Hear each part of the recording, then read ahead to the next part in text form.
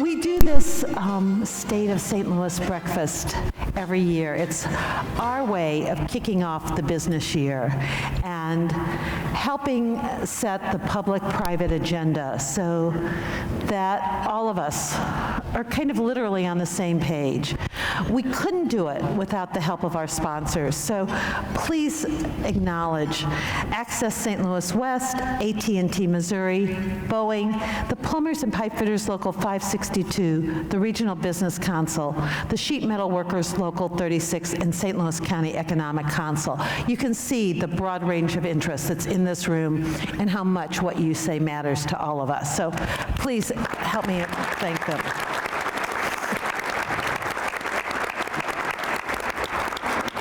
This year we've changed the format a bit, and we're going to focus on the region's relationship with the two state sovereigns, Missouri and Illinois. St. Louis County Executive Charlie Dooley was unable to join us, but sorry, Charlie. We were very fortunate, and I don't think you're going to be terribly missed because Speaker of the House Tim Jones is going to be on the panel. We think we're very, very fortunate. I gave it too long. It's my plan for Mark Kern of St. Clair County to open the program. He's going to speak about his county's relationship with the state of Illinois, and as you can imagine, that's a little complicated. Then Steve Ellman of St. Charles County, who has served in the legislature, is going to transition from and bring us to Missouri and talk about the role of the legislature, particularly St. Charles County, but the region as a whole. And he'll be followed by St. Louis City Mayor Francis Slay, and the mayor will address what the city's looking for. Then, Speaker Jones, you really are on the hot seat, and we're hoping that you'll respond from a legislative perspective. I've got a couple of questions, as you might imagine, and then it's your turn. So I think we're in for a great morning. Mark, it's yours. Great. Good morning. I guess now we know what it's like to sit in Nancy Sinatra's living room. What's she doing without her furniture today? I hail from Illinois, and as we all know, the state of Illinois is fifth largest state in the nation, about 12.8 million people, many of which, 8 million of which are in Chicagoland area. And so when we talk about our relationships with Springfield, Illinois, where our state capital is, we certainly have to talk about Chicago and Chicagoland, a very urban agenda that hits our state legislature, which benefits all of us in this region because we're a very urban area. We have things like Metrolink, rail, which doesn't really exist in other parts of the state. So when funding comes down, we're able to add on to the urban agenda for our urban needs. High-speed rail, linking us to Chicago, all is extremely important that we have these relationships in Springfield. While Chicagoland is a big part of the legislature, the second largest area in the state is right here. St. Clair, Madison, Monroe County make up about 600,000 of the population in the state, and so we have quite a lot of pull in our state legislature because of the size of this area, not only the geographic size, but the population size. We have a good relationship with our governor, our House, and our Senate. We are largely Democrat in St. Clair County, and so politics helps. And it helps that we have a Democrat governor and a Democrat House and a Democrat Senate, and a president of the United States who is from Illinois, understands the needs from Illinois, and also shares our same party. Recently, we had an issue on the Poplar Street Bridge where we needed funds to build a ramp to replace one on the Poplar Street Bridge with one on Martin Luther King Bridge. And our governor was right there working with Jay Nixon in Missouri, called, they were working back and forth, and the state of Illinois was able to come up with the funding to make sure that that ramp was able to be rebuilt on the Illinois side of the river. I think it's maybe one of the issues that we talk about this morning. The governor was able to hear our needs directly and make a decision directly. A little different. IDOT is controlled by the governor's office and appointed by the governor's office, and Missouri has a highway commission. So that, I think, is a difference between our two states. But one thing is clear with Illinois and Missouri, and I think two very powerful governors, we need to get together on transportation logistics, which is the future of this region. So when we talk about the Mississippi River having low water levels, that's an extremely serious problem. And blowing some rock out of the river makes a difference, but these river levels are going lower. And we need to make sure that we have a long-term plan so that we can make sure that we have a long-term infrastructure that's going to be here in St. Louis. The Mississippi River has been here for a long time. Water policies from up north need to take that into account, that we are a transportation hub because of the river. Not only the river, rail, high-speed rail, we need to make sure that high speed is extended to Kansas City. And when you rebuild these rail routes, you're not just rebuilding rail for passenger. There's also a huge component that goes along with freight traffic. And those types of investments are extremely important. Highways, we all know, we got together on the Mississippi River Bridge. We continue to work on that. We're in a great part of the country. All the highways come together right here. And so getting our governors working together and making sure that infrastructure works together will help this area grow. Thank you. Well, before we go any further, let me thank you and your organization for putting this together as you do every year. It's a great opportunity for us to talk to some folks and to get some input. And we do a lot of talking to each other, but it's always good to have this give and take that we have here today. Mark suggested that most of his constituents, or majority anyway, are Democrat, and that's great in Illinois. I would say that as far as the St. Louis part of the region, we've got great situation with both parties. I mean, we've got obviously the speaker who you'll hear from St. Louis County, the floor leader, John Deals from St. Louis County in the House, Tom Dempsey, who's from St. Charles County, is the pro tem. We got Jay Nixon, who's the governor, entering into a second term now, who's from Jefferson County and certainly understands the issues confronting the St. Louis region. And I remember Jay was he was in the Senate when I was in the House. We actually served together for 5 days when I went to the Senate before he went to the Attorney General's office. But I remember 20 years ago working with him on St. Louis regional issues. And he was a Democrat and I was a Republican. But when you come to these regional issues, the political parties really aren't nearly as important. And I think the Speaker would probably agree with me on that. There are plenty of other issues where parties do matter. But quite frankly, in Jefferson City, a lot of the biggest battles aren't Democrat-Republican. They're urban-rural.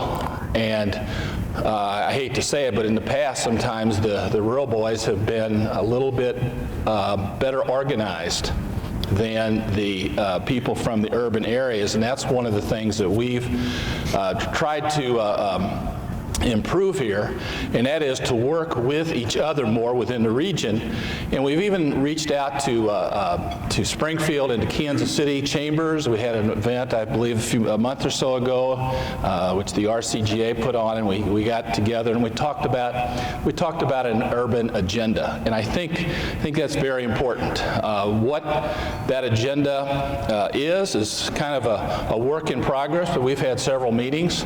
I think there's a consensus that among the leadership anyway, that one of the most important things that we need to deal with is Lambert Field and the airport. And we've talked a lot about China Hub in the past, and this has been a bit of friction point with Missouri and Illinois, which hopefully we've gotten past here. I don't know if the answer is China Hub or International Hub or whatever it is. but we've got to do something because we have a facility out there that's grossly underutilized that could be one of the best facilities in the country, but we have to make it happen. And I think St. Charles County, St. Louis County, the city very much agree that we really need to work on our airport. If we get a hub back, that'd be great. Cargo, maybe we can just start with some flights to Europe. But I mean, I think everybody needs to work on that, and whatever help we can get in Jefferson City, Mr. Speaker, is certainly going to be appreciated.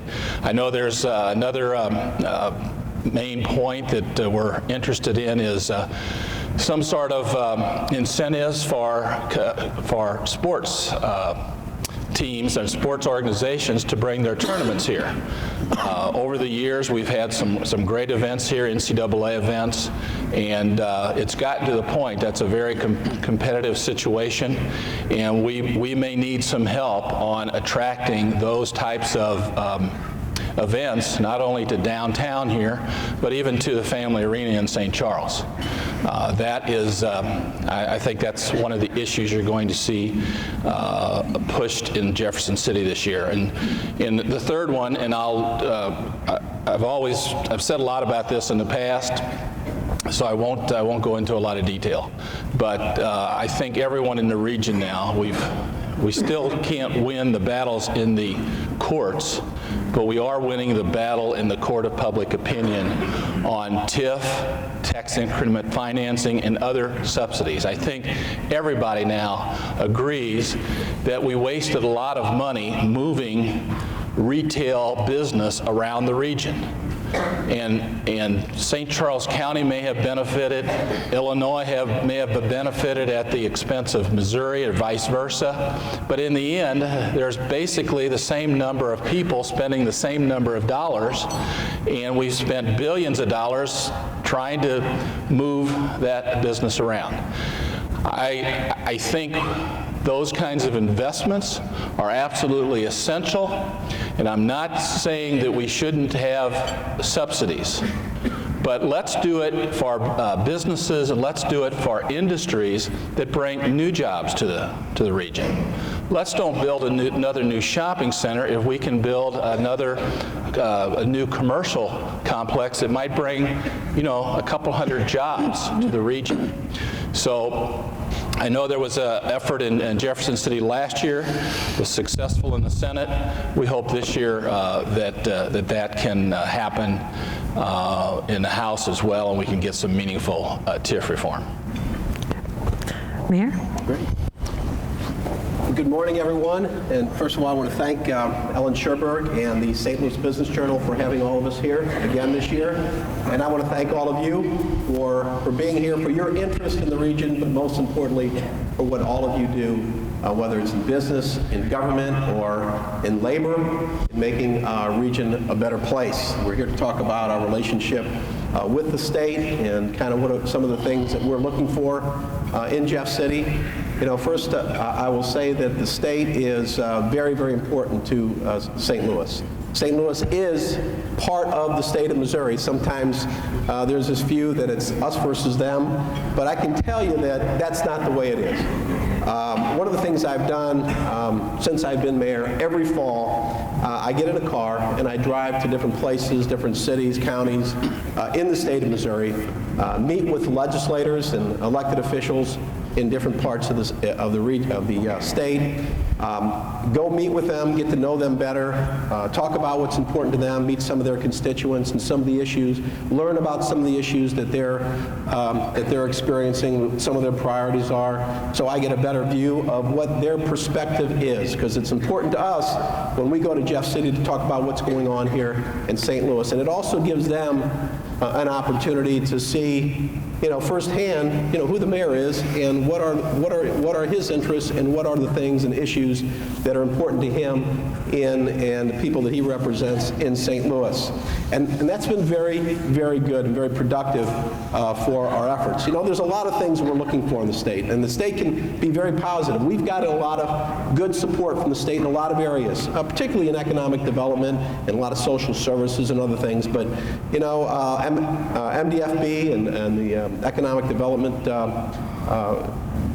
Economic Development Department in the state has really been a key partner in a lot of the things that we've seen in the renaissance of various neighborhoods, whether it's tax credits or other types of incentives that we've been able to use to draw investment and build our infrastructure and create jobs. But going forward, we need to do, these are some of the things I want to talk about with the state, and some of the things we've talked about for a long time. Issues are public safety, education, jobs, economic inclusion, and tax policy. Those are the things that we're going to be talking about as we go into this next legislative year. Let's talk about crime. Crime is an issue, particularly in major urban centers like St. Louis.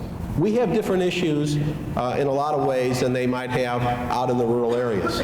And one of the things that we're going to be looking for is that we'd like to see some reasonable regulations on gun control so that we can make sure we have some laws in place that make it harder for criminals to get their hands on guns. That's a big issue. And I think there's a way to find some common ground on this issue. There has to be.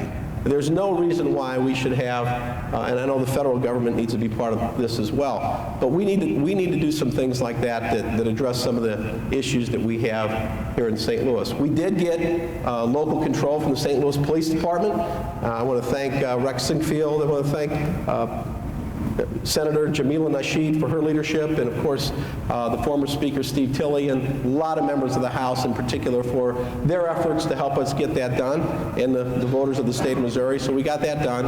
But these are things that are important to us on crime. These are things that the state has impact on and can help us with. On education, we're very interested in new model for public education. We need to help improve the St. Louis Public School District, but we also need to make sure that we support quality charter schools. This is about what's best for kids. This is about creating good quality education choices for our kids. We also want to make sure that teachers that are doing well are rewarded, and teachers that aren't doing so well can be remediated so that we have the best quality education in our schools. On the job front, if there's and the state works with us on this issue, but St. Louis is, as well as Kansas City in particular, are big economic engines for the state. If the state's going to borrow money to invest in infrastructure, a lot of that money ought to go into an area where you're going to get the best bang for your buck. We're going to create the jobs, and you're going to build an infrastructure that's going to help improve the economic conditions of our major tax generators and major job generators in the state of Missouri. That's what we're going to be looking for on that front. The other thing is that economic inclusion is important to our entire state. If we want to compete internationally, if the city wants to compete nationally and internationally, we need to make sure we make the best use of the talents that we have. And we have a lot of diverse talent, and that means in embracing immigration. It also means embracing diversity and workforce development in the minority community, so that everyone can have an opportunity at the successes at taking advantage of the successes that we are experiencing in the city and in the state in general. So we're looking for some help from the state in that regard. And finally, tax policy is very important. Talent is more important today than it ever has been in attracting jobs and economic development. And we need to reevaluate our tax policy on the state level to see what we need to be doing to make sure that we can have the tax revenues to support our schools, our infrastructures, our public safety, and all the things and services the state provides, and at the same time not run talent out of our state. It can't be a red versus blue issue. It can't be a conservative versus liberal issue. It's got to be an issue that works, and we need to sit at the table and figure out what that is. Do we have the best possible tax policy? We don't. What is it? The bottom line is there's certainly a lot of issues. It is up to everybody to work together, state and the city. We need to understand that there's a big state out there, and the city needs to let others in the state know we're here to help them with issues outside the St. Louis region that are important to them. At the same time, we need some help on some of the things we're doing. We're all part of the same state. We will sink or swim together. We will compete or not together as a state. And I'm committed as mayor of the city of St. Louis to provide the leadership here locally to help make sure that happens. Thank you.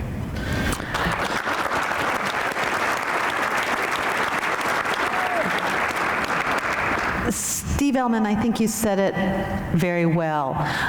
All of you up here know each other. Now, it's my honor to introduce all of you to the Speaker of the Missouri House, Tim Jones. I've read a lot of bios.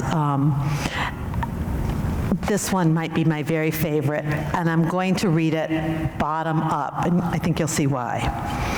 Representative Jones resides in Eureka with his wife, Suzanne. They have two beautiful daughters, Catherine Sophia and Abigail Elizabeth. That is his official bio. I don't think it gets any better than that.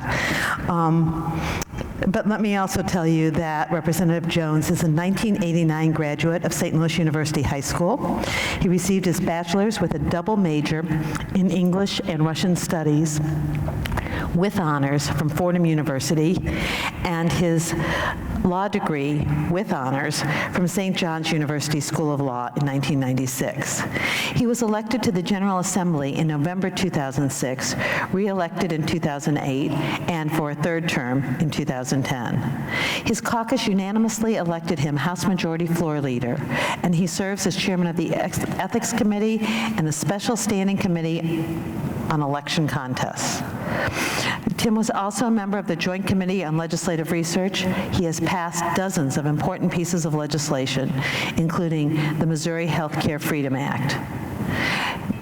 In his spare time, such as it is, he is a member of the law firm of Doster Ullum in Chesterfield. He practices in the litigation department and has tried numerous cases to successful verdict. He's argued successfully before various courts of appeal. He represents businesses in the areas of corporate, transactional, real estate, and tax assessment appeals. And I think very significantly, he began his career as an assistant prosecuting attorney in the state of New York.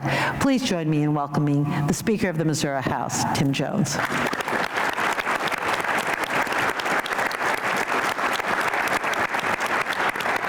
Well, thank you, Ellen, very much. Gentlemen, good to see you all again this morning. I want to thank the St. Louis Business Journal and Ellen for your leadership in putting on such an incredible event every year. It's so well attended. I was thinking up here as I was singing, it's a good thing the mayor and I wore our good socks today, since you're all staring at them. And the thing I immediately thought of about the furniture, since we're talking about the furniture so much, y'all remember that movie Beetlejuice? This looks like the furniture in the neighbor's house. It's a little retro. The cosmopolitan neighbors. So,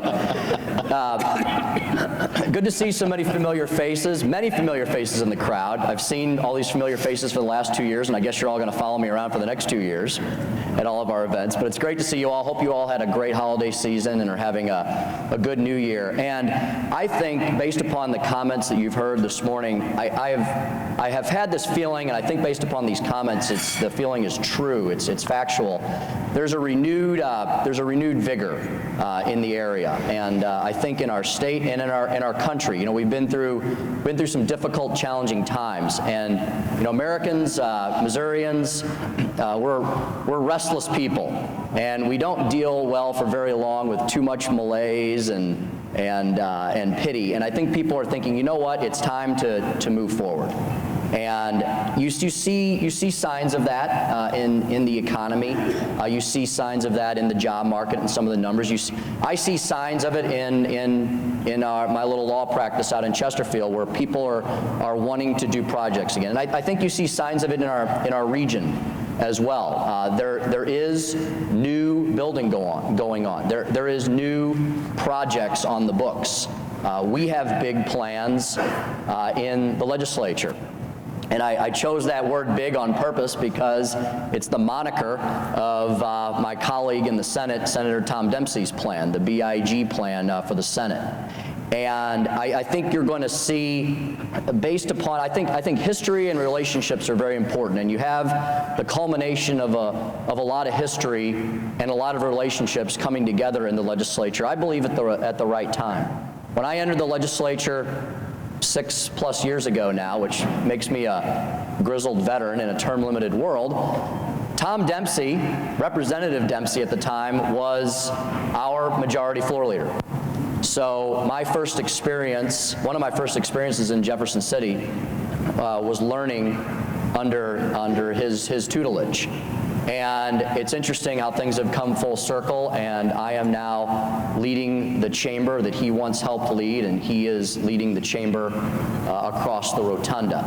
And that relationship that we've had over the last 6 years has grown stronger and deeper, and we've survived a lot of challenges together. We've had our crises we've had to each confront, and I'm really looking forward to working with the Senate over the next couple of years. And I think you're going to see some of the issues that have been debated, some to death, move forward this next year, this next 2 years. I won't say that every single bill that everybody in this room is interested in is going to pass, but I think you're going to see a renewed vigor in that moving forward. I also have relationships with the county executive and with the mayor. Don't know Mark as well, but I've gotten to know him a little better over the last couple of years.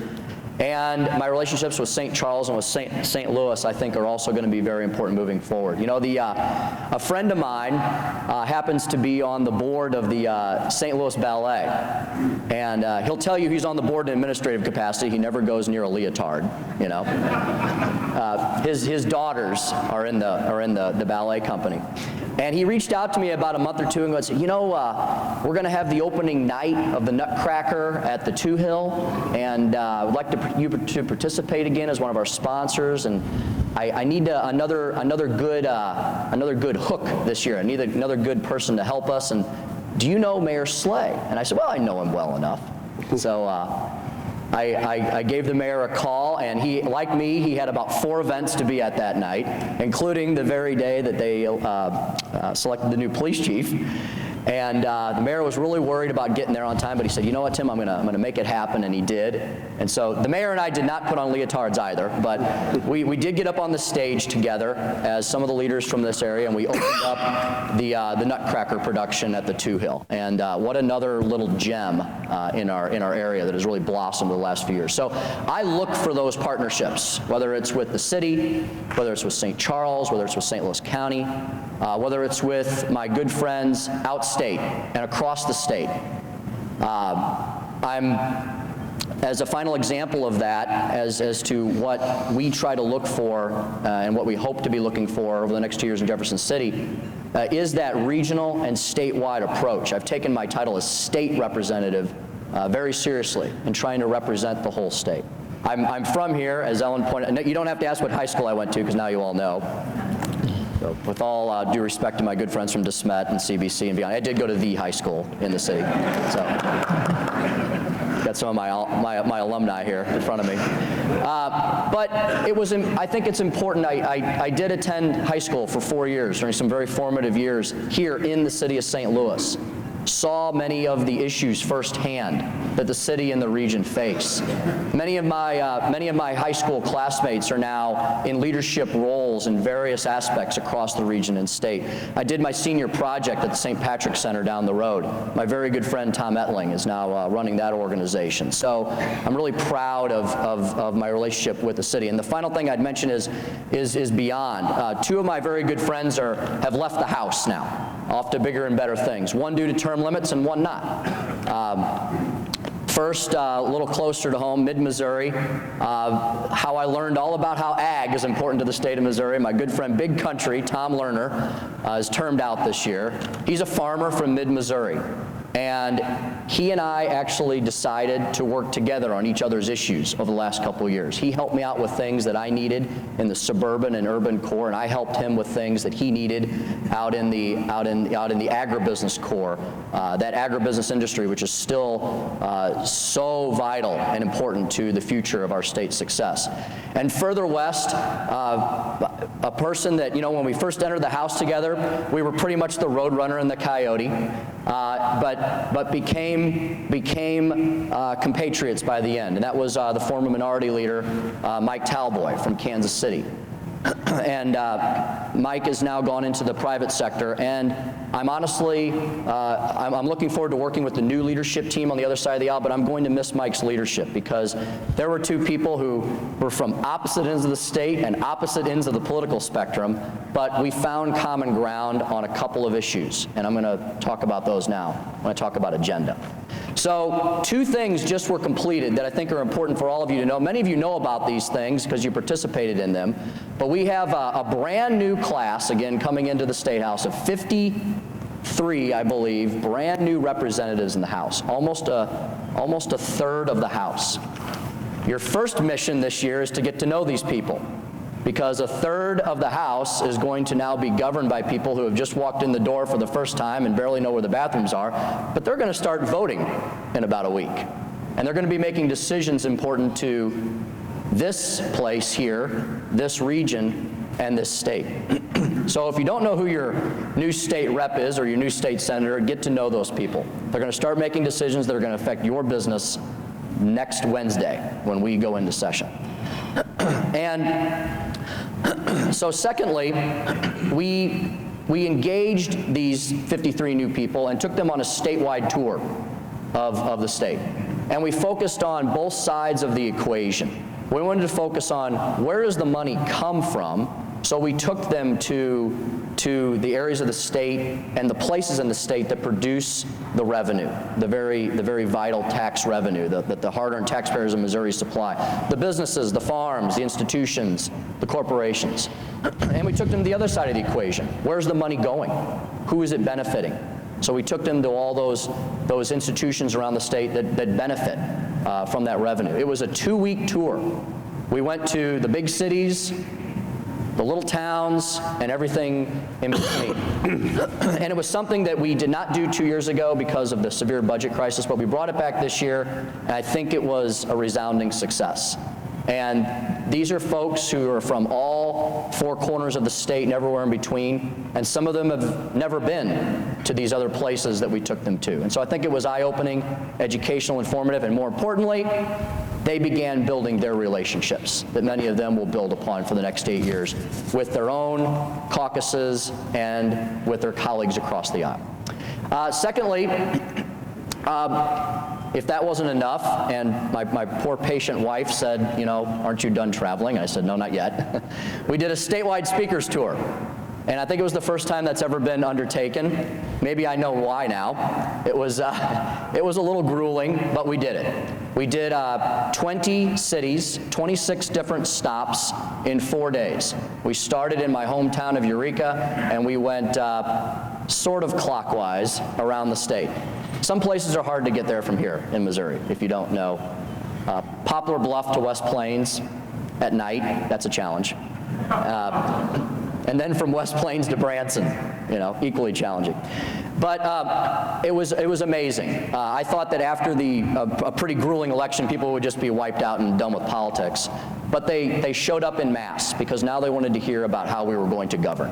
And we talked about the Triple E agenda, and this is what I'll finish on. Many of you have heard this speech. I'll give you the very, very short version. The Triple E is economic development for job creation, a strong energy policy for a more energy-independent Missouri, and something the mayor and I share very much close to our hearts, education reform and funding. Economic development is a huge umbrella. Tax credits are going to be part of that discussion. The moniker I talk about is cut, capping, and creating. A couple years ago, we had a bill that was going to eliminate 20 or 25 programs that are really underutilized but take up a lot of cap space in our budget. I think we can go back to that, and a lot of those can go. We can cap programs at reasonable levels, but we need to preserve those programs that have been so vital to this region, St. Charles, Springfield, Kansas City, under the historic and low-income programs. And we can also create some new incentives. And Steve Alleman talked about several of those. I carried the Sports Commission bill for several years. Data centers is important. The Freight Forwarders bill is an important component of that. The Angel Investor Tax Credit Act, hugely vital for Kansas City, Springfield, Columbia, St. Louis, and everywhere in between. There's many other issues under economic development. We can go on on that. Energy, we've got some exciting proposals on the table working with our partners. New partnership in Missouri, speaking of partnerships between Ameren and Westinghouse. They just had a huge conference here a couple months ago with over 300 vendors talking about the small modular nuclear reactor proposal, amongst other things like bringing our regulatory system more up to date. And finally, an issue that has been very near and dear to my heart for 6 years. Some of my colleagues would wish I would not be so near and dear to me, but I've dragged them along and educated them, speaking of education, on the importance of educational choice and reform. And the mayor talked about charter schools. We passed our charter school bill last year for increased accountability and increased availability. And I see one of my colleagues here, Representative Tashara Jones, is now in her new role here in the city, who helped us with that bill. It was a bipartisan bill, and it was a bill that definitely broke down not on party lines, but more on philosophical lines in general, of putting the children first and moving the region forward. Why is that so important? I said on the speaker's tour, the children of today, all of your children and grandchildren, they are the us of tomorrow sitting in this room. And I hope this room is just as full of those children as it is of us right now. We need to educate them to make them the leaders, the entrepreneurs, the innovators, the creators, and the builders. And that's why education reform and that subject will continue to be something that is very much near and dear and should be to the hearts of the business leaders and the regional leaders today. So that's the brief agenda, and I know we're going to talk more about some of those items. So thank you.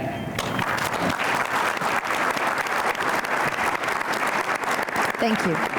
We certainly want to be respectful of your time and of your time. We have about 15 minutes, so do you all have questions for the gentleman up here? And if you do, I need to take off my glasses so I can sort of see through the lights. Are there questions? Because I've got a ton. Okay, help me out. Okay, it's my turn. So, when you talk about job creation, and I know that when I spoke with our sponsors, that was the #1 priority on their list. Can each of you give me sort of a, if I say job creation, what do you say? Steve, do you want to start? I'm sorry, would you repeat? If I say job creation, what do you think's happening this year that can make that happen? What does it mean this year? Job creation. When I asked our sponsors, what's the biggest issue that you see? Well, I guess I would say the biggest issue for me is quality job creation.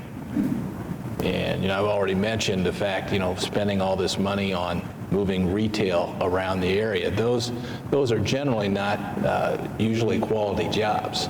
And I think 10 years ago, the General Assembly took a great step forward when they created the Quality Jobs Initiative or program. I'm not sure, Mr. Speaker, what it's called now, but it was a great concept. And if we could make sure that when we talk about public-private partnerships, if we could make sure that all the public money that goes into these is directed towards creating quality jobs and new jobs, not just moving a job from Illinois to Missouri or back and forth or from one county to the other, but if we could concentrate on quality jobs. And I know there's already language in the statutes, I think, that keep the Department of Economic Development from cooperating with just moving jobs around the state. If we could have something similar to that with our local initiatives, I just think we'd be much better off. To me, and I agree with everything Steve said, jobs follow infrastructure. you know, and so as Illinois just put forth a new capital bill, which will build Route 3 all the way from the first exit on the new Mississippi River Bridge, connect Madison, St. Clair, Monroe counties along our riverfront. That opens up new jobs, quality jobs, makes that possible. The infrastructure isn't necessarily there along the entire riverfront right now. A new entrance to Scott Air Force Base off Interstate 64 is part of that capital bill also. Scott Air Force Base, we all remember, and I think we talk about it every year, the third largest employer in this region. The only base, or one of 3 bases in the United States that has 2 commands that are run by 4-star generals, is right here at Scott. A very important base, quality jobs. 14,000 people work at Scott Air Force Base. They not only work here, they retire here with good pensions. They're people who put a lot into the economy, and so putting a new entrance to Scott and spending the state money to make that happen is infrastructure that I think is well spent. Tatsi Bailey is here, or was here, representing Illinois labor. You know, we got to remember, infrastructure is jobs, is immediate jobs, and these construction jobs are so needed right now in the St. Louis area. Most of our trades have a lot of people that are sitting on the bench right now, and so building infrastructure in this time when the job market needs it, it's an important time to invest not only for the future but for right now. To me, attracting jobs means 2 things. Developing and attracting talent, and then quality infrastructure. Infrastructure is important. As Mark was saying, we've got an airport that it has a lot of excess capacity, so investing in our airport, in our ports, in our transportation infrastructure, light rail, as well, those are all very important components, so talent and infrastructure. Speaker? So when I listen to a lot of the governors who are in some of the most aggressive states right now for job creation and population growth, there's a group of them who will say that there's 3 the TIONs that matter the most when a business is looking to come to your state. They want to know about your taxation policy, your regulation policy, and your litigation policy. You know, they want to know, okay, if I'm going to move this business here, how am I going to be taxed, and in what way, and in what manner, and also what incentives are available. That dovetails into that. On regulations, and I heard this when we traveled the state, whether it was Northeast Missouri or Southwest Missouri, I heard a lot of business owners say, you know, it's so hard to do anything new these days because I have to deal with forms in triplicate and quadruplicate, and I got to send it to this agency and that agency, and whether it's the EPA or whoever, name your alphabet soup. It becomes either cost prohibitive or time prohibitive. So you gotta always be conscious of your regulations. Yes, we want to make sure we're protecting the safety and the health and the welfare of the people, but we also have to balance that with not discouraging business from just giving up and saying, okay, it's just too much. And finally, look at your litigation policy. And on 2 of those issues, you know, we're looking, I think today we're sitting here in this region on the eastern side of the state, and I won't make too many cracks about Illinois, you know, and how they make it a little easier for us here. On the western side of our state, Kansas is making it extremely difficult. They have really upped the ante in many different areas on their tax policy, and it'll be questionable whether what they've done is sustainable, but they've really thrown a huge carrot out there where if you live anywhere near that border, there's no river there, you just walk across the street. Why you wouldn't, if you're a business owner, set up your new LLC across State Line Road and enjoy an immediate 6% increase in your bottom line. And secondly, our state Supreme Court's considered 2 very similar cases this past summer on healthcare medical malpractice caps. Kansas upheld theirs as constitutional at a lower level than ours was at. Ours was thrown out as unconstitutional. So if you want to talk about a healthcare crisis on the state level, all of our healthcare providers, from our largest hospitals down to our smallest rural clinics and all the providers in between, are extremely nervous right now about the uncertainty facing them, because there is no certainty anymore in that arena. So those are just some examples of those three legs of that stool, and I think that's very important when any business is looking to come here or grow its operations here. They're going to consider all three of those.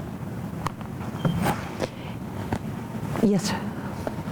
Mr. Speaker, playing off of that, given that the Affordable Care Act is the law of the land, and when we're talking about what's at stake for Missouri, the people of Missouri and their health care, and talking about jobs, the hospitals across the state of Missouri, what is the legislature going to do with the expansion of Medicaid? What is the legislature going, what is the legislature going to do with the expansion of Medicaid, was the question. Do we have an hour? No. Real briefly, the governor has thrown out a proposal. The legislature is going to have some ideas of its own. We're concerned about sustainability in our budget. We have a $24 billion state budget. Every year, pre-Affordable Health Care Act, pre-Medicaid expansion, we have to find $150 to $200 million in our budget, automatically, because that is an entitlement, and it has to be funded, because it's an entitlement handed down to us from the federal government. So already every year during these tough budgetary times, we were having to look at where to cut. Who gets cut? Do we take from education, which is the next biggest pot, social services? Our governor has stood with us on saying no tax increases, so that revenue has to come from somewhere. So before we just go and say we're automatically going to go ahead and expand an already ever-increasing entitlement, I think we have to be concerned about sustainability in the long term. The federal government, anytime these new entitlement programs come down, the big carrot is always out there, but then there's more requirement on the state to fund that, and the cost to the federal government for the Medicaid expansion is going to be over $2 billion. That comes from somebody's pocketbook, whether you're paying it on your federal income tax return or your state. I've got some folks who are extremely talented in this area looking into this already, who've been doing it for a couple months. Representative Chris Mollendorf, who's our insurance chairman, Representative Jay Barnes, who has really dove deeply into the Medicaid issue. And we're going to look at ways to provide more freedom of choice for Missourians in this healthcare arena. We think there's ways to possibly draw down these federal dollars, but keep a handle on the overall pool, where we're not just putting able-bodied adults into the population and just expanding that entitlement without any justification for doing so. We want to help. We want to have the money available to help the children and the disabled and the elderly who truly need it, while encouraging those who are able-bodied to not simply, jump into a new federal program. Can I ask about the revenue side of the equation? I know that everybody's against raising taxes, and yet there have been some conversations about revenue, whether it's sin taxes or the taxing internet sales, that seem to be in the plausible range. Do you see any revenue enhancements coming? And I ask the speaker on a statewide basis, and those of you sitting here, what you could support with your constituencies. So, Speaker, you could go first, and maybe the rest of you could respond. Well, something we've always been willing to consider have been the consumption-based taxes and/or sales taxes, and a bill that I was very proud of the fact that the legislature was able to pass last year, and in what many thought would be a difficult year, we actually passed a lot of very positive legislation for the state, and that's going to be the enabling legislation for the massive arch grounds renovation, which has been on the books for a couple of decades, I believe. And you're going to hear more. If you haven't heard about that, it was a piece of enabling legislation that was passed last year to deal with the major redevelopment of this entire downtown area with a focus on the arch grounds. And that is something I think that can be something of legacy in scope. And as I said, if you haven't heard about it, you will, because the campaigns will begin starting soon. They've been debating it, I know, in the city and in the counties about putting that actually on the ballot for the voters to decide. And I think that will be transformational. So those types of things have been available. I think the folks who are on both sides of the debate on the cigarette tax issue have decided that they at least need to probably sit down at the table. instead of spending the millions of dollars for and against the campaigns, which, Missourians have rejected now 3 times, but I don't think they want to continue to just simply approach the issue in that way.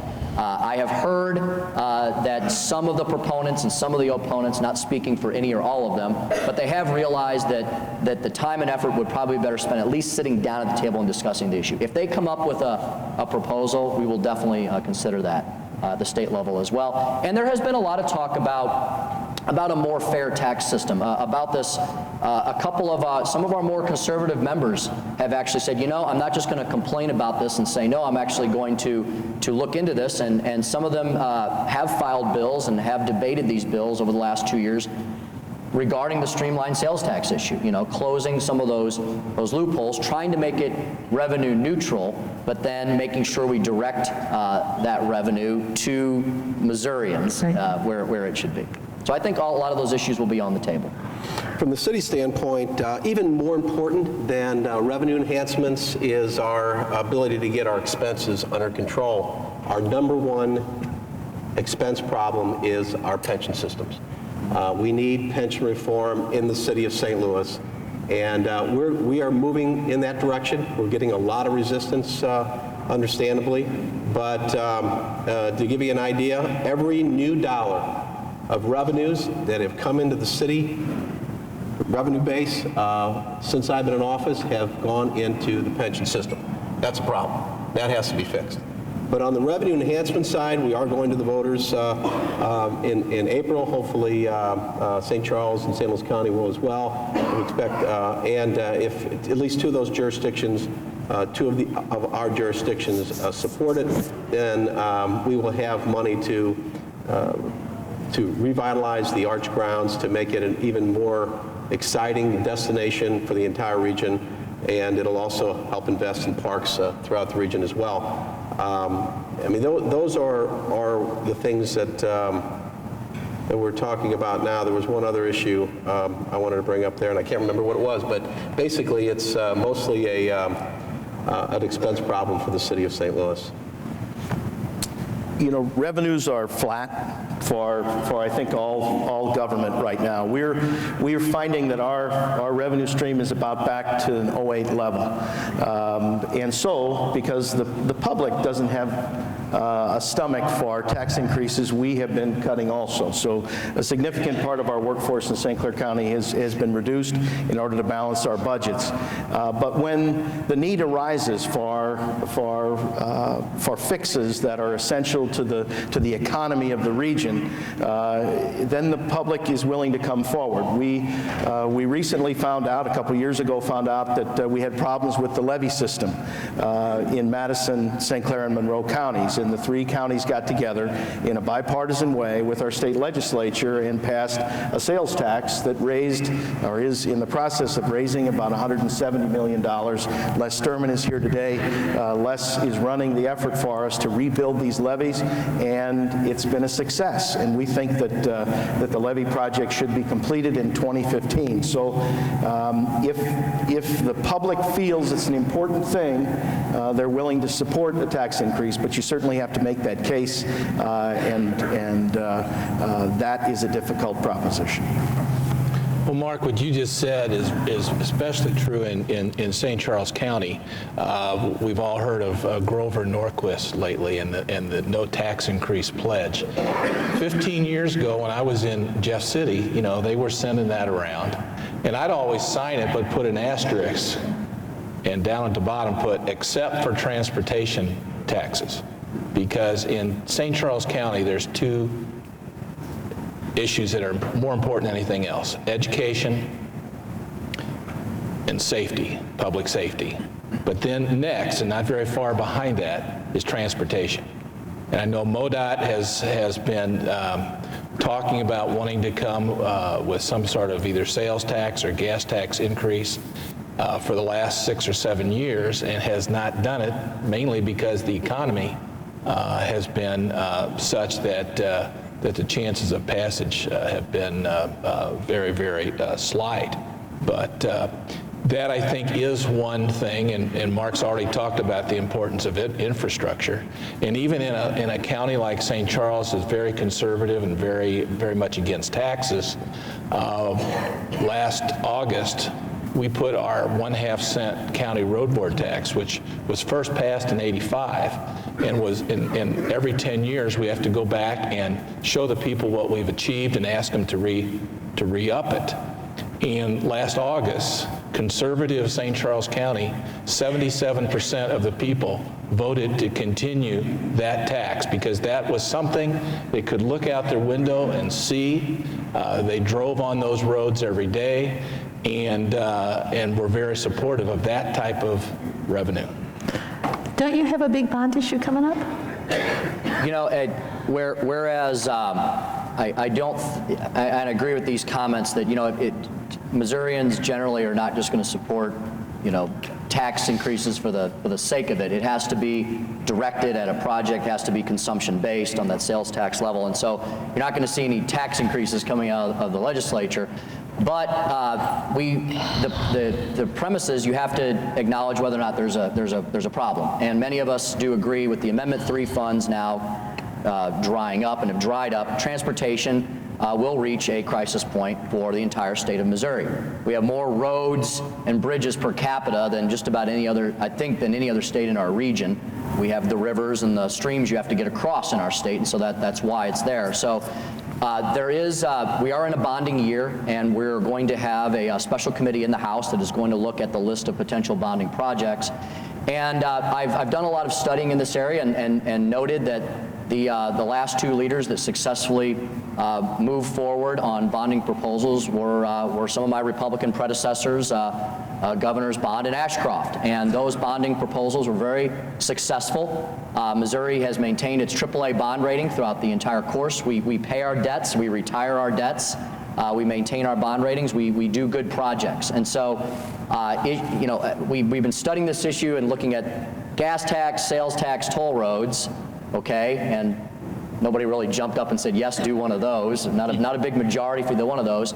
Bonding is something where right now, you know, money is a commodity, and like what you do with all commodities, you buy when it's low, and money has never been at a more historic low than now. So you are going to see bonding proposals. Some have already been filed in the House and the Senate. We think it's a responsible way to consider this, because unless someone can come up with the money tree, those are your options. The tax measures, the toll road, or bonding. There's not much else available, but there are definite needs. So I think bonding for both infrastructure and for transportation will be heavily debated and discussed throughout this year. Thank you. Thank you. And mainly, thank all of you. This has been a phenomenal conversation. It's certainly given me some insight. I hope you have gained some as well. I'm excited about my redecorated living room, and I hope that you'll come back next year and see what it looks like. I hope you will all be here as well. Thank you very much.